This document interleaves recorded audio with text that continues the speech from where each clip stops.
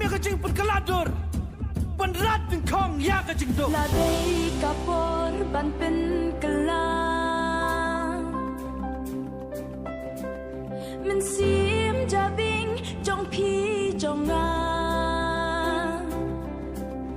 Ka vi pi men ta ka ben benang. Kam jam. Mene hakapor khabu ye biji. Alayo ye kani Shiti Balapha Ashara Balatho to the President, Voice of the People Party, DPP Shia. Bagaimana kita akan notification ke Jing Kumbana, John Sorkar, dan Puli Kundu.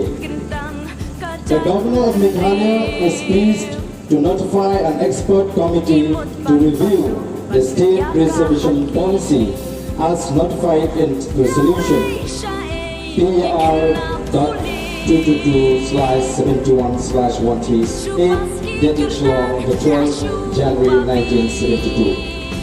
The chairperson and members of the committee shall consist of experts in constitutional law, economics, sociology, demographic studies, and related fields, which shall be notified by the government of Meghalaya.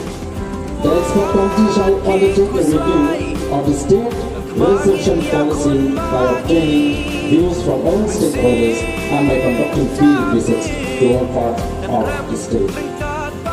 Ini kali Jingkumpana juga Sarkar Kantung yang kata expert committee kawan tuntut yang kita review kita tibha shah dari shah kita tibha in the subject of economics, sociology, demographic studies bagi itu dibentak. Kerana kami di Lampau, hari ini sedang menikmati ini kamar dan sibuk di bawah Pyntian dan sibuk di bawah bertemu Malaysia Arden di Pyntian. Mau ya kaya kepala kawan shah Jing senang. Kerana ini kami di Lampau, di Lampau yang ini kamar, hakimat Jing keluar ke Jing dan election pledges ke Jing parti. Bahkan review yang reception policy ke Jing kamar.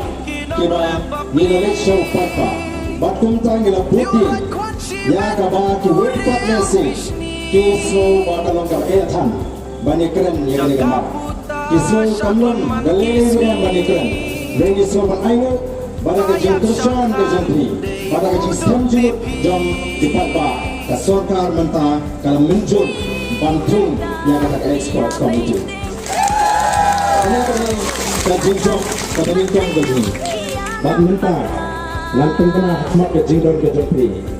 Bangat tuntut no, ia akan dikasih syarat.